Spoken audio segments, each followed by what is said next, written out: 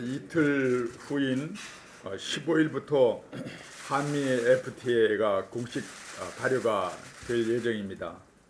한미 FTA 발효로 먼저 금융, 보험, 의료 서비스, 출판, 방송, 게임과 같은 서비스업에서 단기적으로 보더라도 2,700개 정도의 일자리가 즉시 늘어난다고 합니다.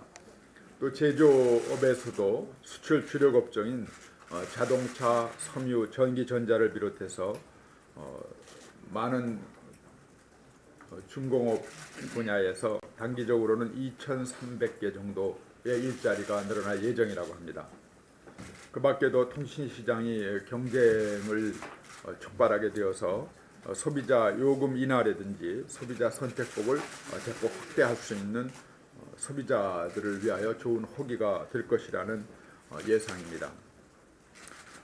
무엇보다도 한중일의 가축장인 세계 최대 시장 미국 시장에서 지금 우리나라의 점유율이 대개 2%대인데 최소한도 1% 정도라도 늘릴 수 있는 기회가 될 것입니다. 그동안 한국은 미국 시장에서 늘 축출되어 오는 과정을 겪었습니다마는 이번에 한미 FTA를 통하여 다시 한번 미국 시장에서의 한국 상품의 재등장을 기대해 보면서 이러한 새로운 기회가 대한민국의 재도약의 계기가 되기를 바람하지 않습니다.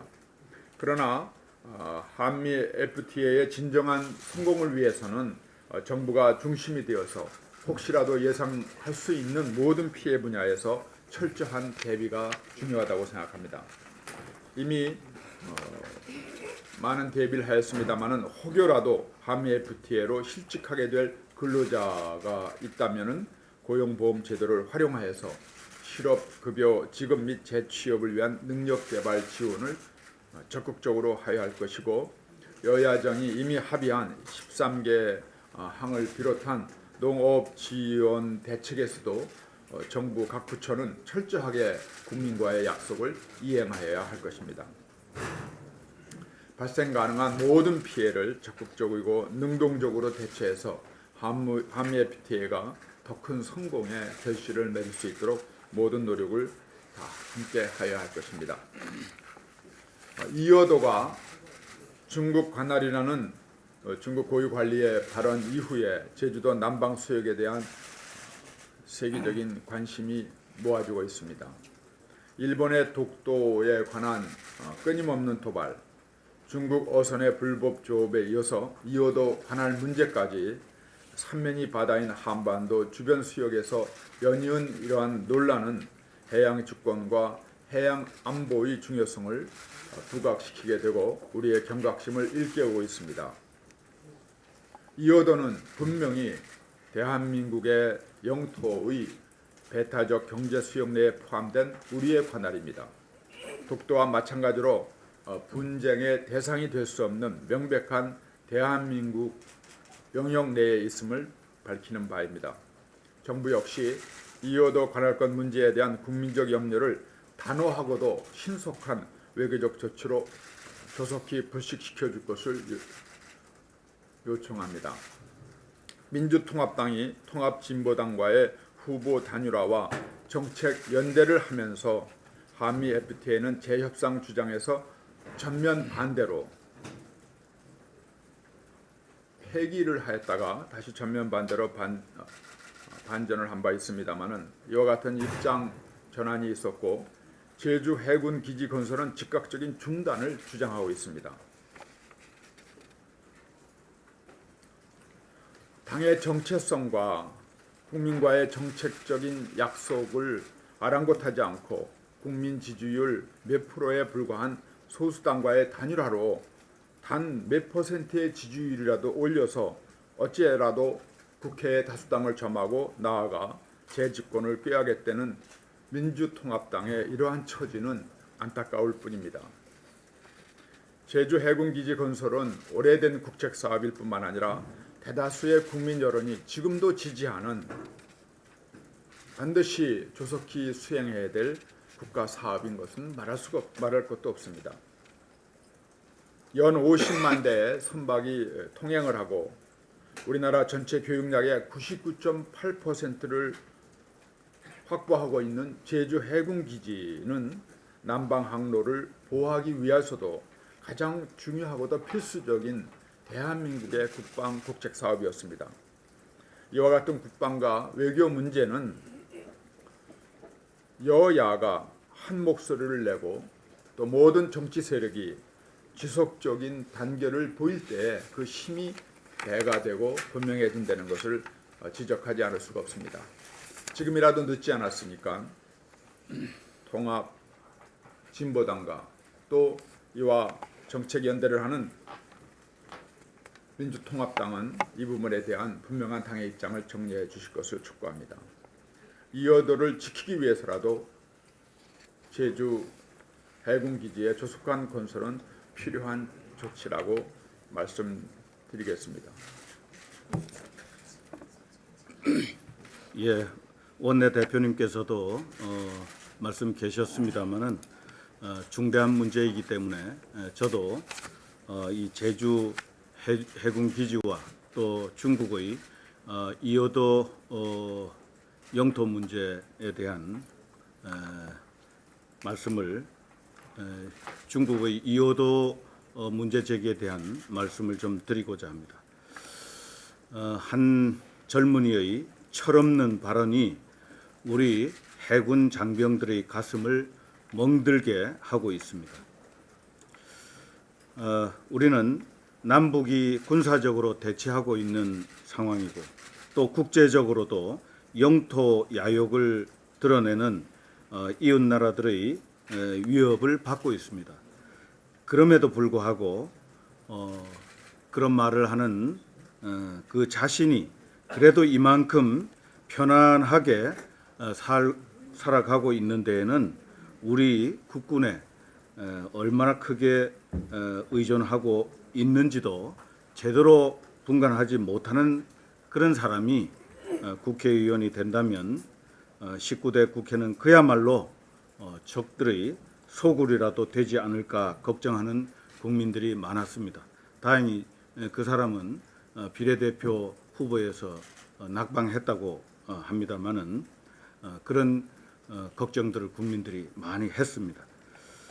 일부 젊은이들의 이와 같은 안보 문외 상태에 대해서 북한 지도부는 해방의 날이 가까이 다가오고 있다면서 아마도 춤을 추고 있을지도 모르겠습니다.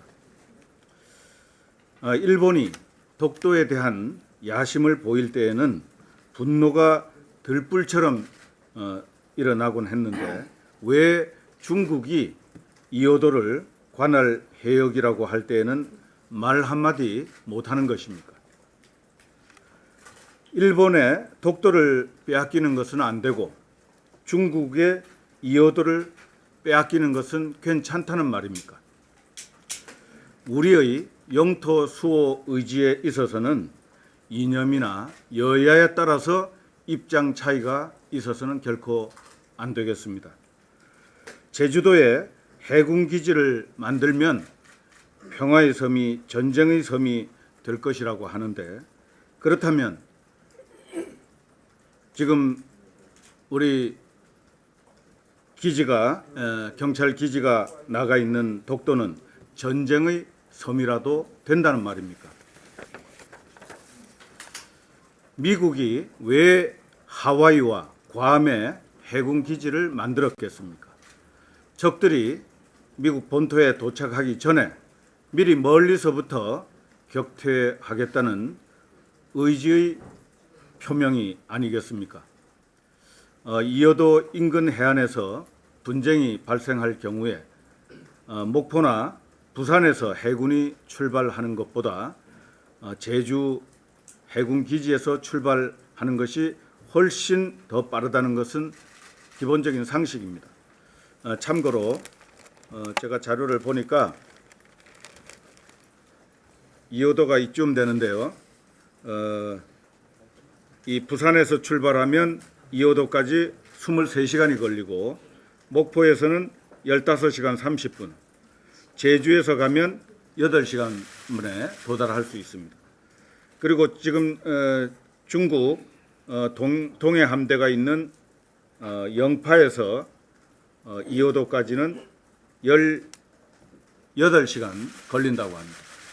그러면 우리 해군의 주력 함대가 있는 부산에서 23시간 걸려서 가야 하는 이호도 해역에 우리가 해군 기지를 제주에 건설하면 8시간 만에 도달할 수 있다는 것입니다. 이런 상식을 가지고 해군 기지 건설을 반대하는 이런 세력들은 도대체 어느 나라 국민입니까? 묻지 않을 수가 없습니다. 나라가 안보 위기에 빠질 때 당신들의 생명을 지켜줄 군인이 북한군인지 중국군인지 아니면 당신들이 해적이라고 조롱하는 대한민국 해군인지 잘 생각해 보시기 바랍니다. 이상입니다. 작금의 사태에 대해서 한 말씀 드리겠습니다. 몇 년 전만 해도 한미 FTA와 제주 해군기지를 적극적으로 추진했던 분들이 민주통합당의 권력을 잡자 이미 승리에 도취해 오만해지신 게 아닌가 생각했었습니다. 국민이 주신 것도 아닌데 마치 정권을 잡은 듯 오만과 욕심이 있으신 게 아니었나. 그 대표적인 예가 통합진보당의 애정공세를 거절한 것이었습니다. 역시 국민 여러분은 민주통합당의 오만함에 실망한 국민들은 민주통합당을 예매하기 시작했습니다. 화들짝 놀란 민주통합당은 결국 통합진보당의 요구를 울며 겨자 먹기로 들어주면서 극단적인 선택을 한 것입니다. 제가 생각하기에 민주통합당은 이름을 바꾸시는 게 낫지 않나 생각합니다. 진보통합당이 어떠신가, 진통당이 어떤가 이런 생각입니다.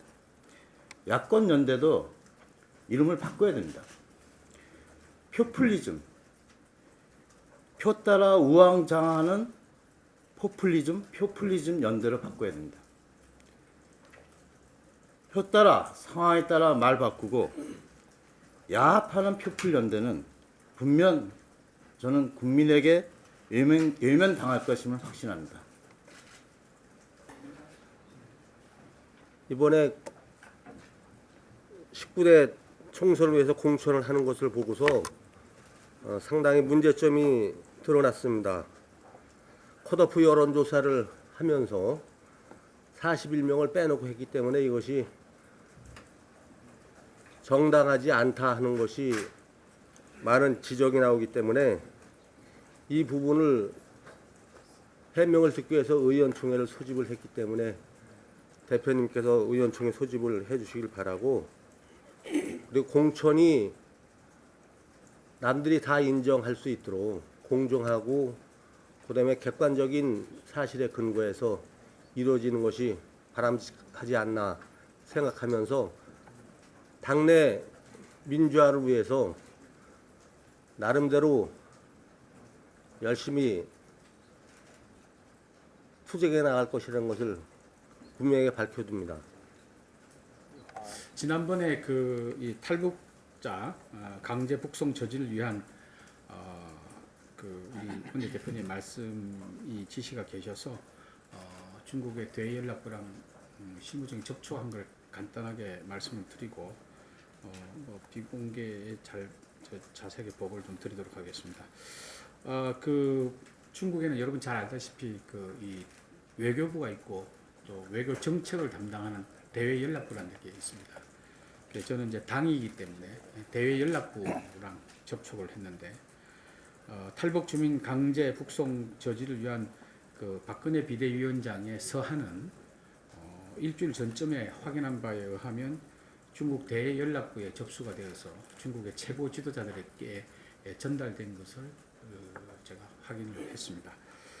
그 다음에 황우리 원내대표 명의의 또 우리 한나라당 국회의원들의 우려스러운 마음을 대연락부 실무자들과 접촉해서 이번 주 내로 중국 대연락부 왕자리 부장에게 전달되도록 지금 준비가 되고 있고 아마 이번 주 안으로 우리 원내대표 명의의 그 협조문이 중국 대외 정책을 총괄하는 중국의 대외연락부에 접수가 될 것으로 그렇게 보고를 드립니다. 자세한 것은 비공개로 보고를 그렇게 하겠습니다. 우리 구상천 의원님께서 탈북자 북송 저지와 관련해서 말씀이 계셨습니다만은 오늘 아침 보도된 내용을 다 잘 아시겠습니다. 제네바에서 UN 인권 위원회 회의에서 우리 국회의 대표단으로 같은 의원들께서 북한 대표부 대사관 직원들로부터 폭행을 당해서 부상을 입고 한 그런 사태가 있었습니다.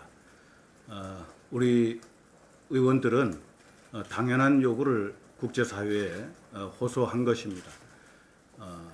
북한으로 탈북자들이 북송이 되면 생명의 위협에 처하기 때문에 난민 지위를 부여할 것을 호소를 했던 것이고 북한 대표부 대사에게도 북송을 해서는 안 된다 하는 요구를 했던 것인데 거기에 대해서 폭행을 한 점에 대해서 매우 유감스럽게 생각하고 이 사태를 규탄하면서 국제사회에 이 북한과 또 중국이 이 탈북자들의 인권을 도외시하고 국제사회의 보편된 가치를 존중하지 않고 생명의 위협에 처할 수 있는 사지로 강제로 북송하는 데 대해서 이것이 얼마나 현대사회에서 야만적인 행위인지에 대해서 호소를 했던 우리 국회 대표단들의 호소에 귀를 기울여 줄 것을 다시 한번 국제사회에 호소를 하는 바입니다. 이상입니다. 북송을 저지하기 위해서 활동하는 우리 의원님들을 폭행하는 것을 볼 때에 북송된 우리 탈북자들이 얼마나 큰 위험에 노출되어 있는 것을 여실히 느낄 수 있는 장면이었습니다. 무사히 우리 의원단이 활동하시고 돌아오시기를 기원드리면서 건강에 큰 위해가 없기를 바람하지 않습니다. 그러면 비공개로 좀 더 그 문제에 대해서는 비공개로 좀 논의할까 했으니까 그렇게 하겠습니다.